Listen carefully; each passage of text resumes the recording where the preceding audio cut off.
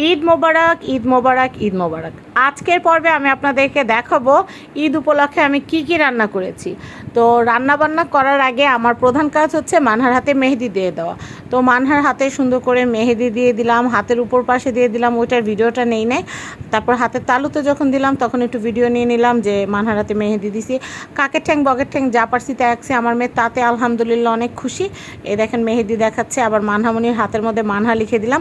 তো এই যে মেহেদি দেওয়ার পরে চিন্তা করলাম যে একটু ভাত খেয়ে নিই ভর্তা দিয়ে, তাহলে ভালো লাগবে।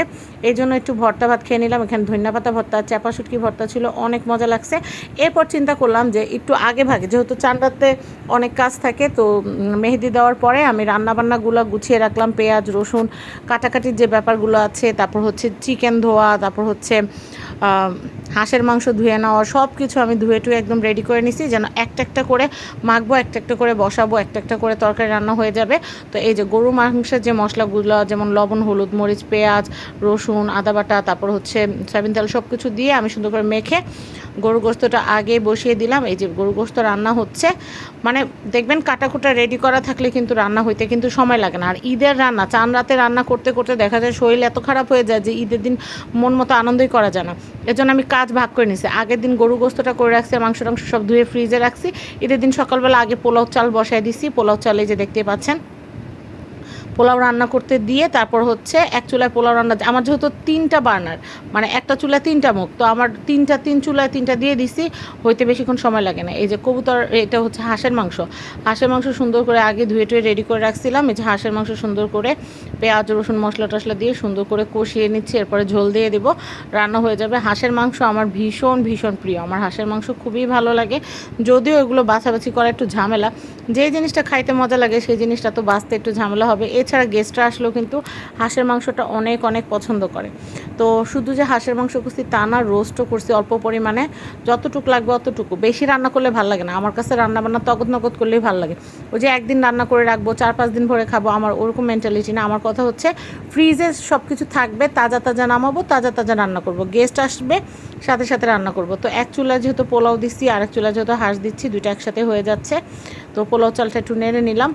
রান্না করতে আমার কাছে বেশ ভালোই লাগে, মাঝে মধ্যে অলসতা লাগে, মাঝে মধ্যে মনে হয় যে না রান্না করবো না, শুয়ে থাকবো। কিন্তু ঈদের রান্নার একটা মজাই আলাদা, ঈদের রান্না ভীষণ ভালো লাগে। তো চিকেন ধুয়ে রাখছিলাম, সেই চিকেনগুলোকে রোস্ট বানাই নিব। যে বললাম অল্প পরিমাণে, ঠিক যতটুকু লাগবে ঠিক অতটুকু পরিমাণে। আবার বেশি খাবার রান্না করে রাখলে কিন্তু খাবার কিন্তু নষ্ট হয়। আমি খাবার নষ্ট করার একদমই পক্ষপাতিত্ব না। তো এই যে দেখেন চিকেনগুলোকে আমি সুন্দর করে ধুয়ে তারপর কেচে নিয়েছি। এরপর এগুলো মশলা দিয়ে ম্যারিনেট করব। ম্যারিনেট করার পরে এগুলোকে সুন্দর করে, চিকেনটাকে সুন্দর করে ভেজে তারপর হচ্ছে আমার রোস্ট রান্না করব। তো রোস্ট রান্না করলে আমার মেয়ে আবার রোস্ট অনেক পছন্দ করে মানহামনি। তো গরু গোস্ত, তারপর হচ্ছে হাঁসের মাংস, তারপরে হচ্ছে চিকেন, সব কিছু মিলায় তারপরে আবার কাবাবও করছি, সেটাও আপনারা দেখতে পারবেন।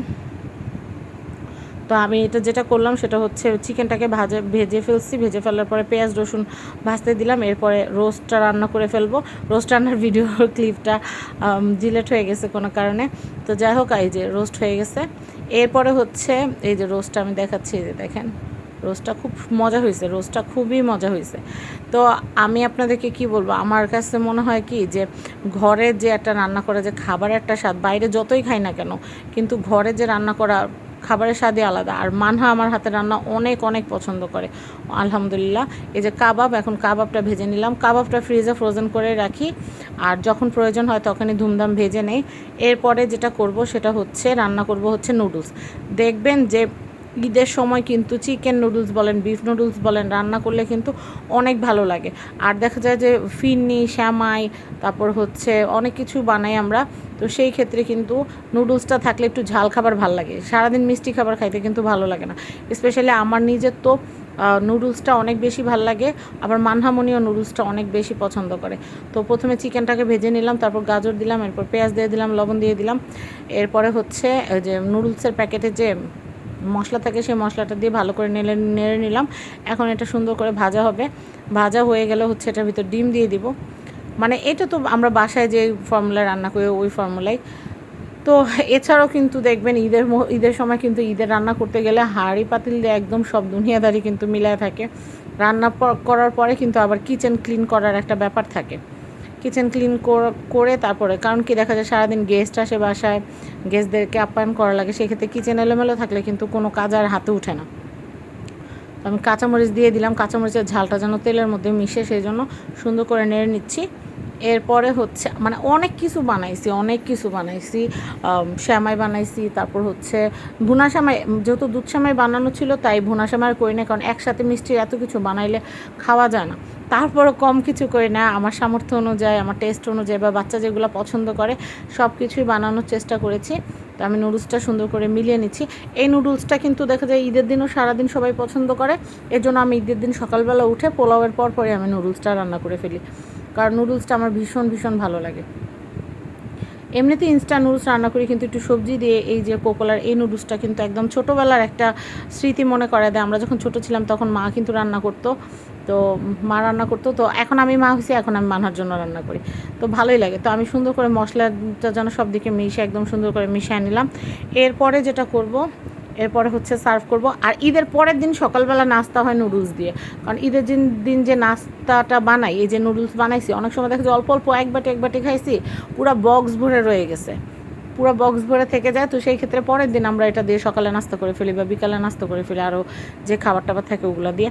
তো এই যে দেখেন এই সুন্দর করে খুব মজা হয়েছে, খুবই মজা হয়েছে। আমি নিজে রান্না করছি এই জন্য না, খুবই মজা হয়েছে। আর রান্না করার পরে কিন্তু মানহাকে সার্ভ করি, আমি একটু খাই, ভালোই লাগছে। তো এরপর যেটা করলাম, ঈদের জন্য একটুখানি তিলের আর হচ্ছে নারিকেলের একটু নাড়ুও বানায় নিছি।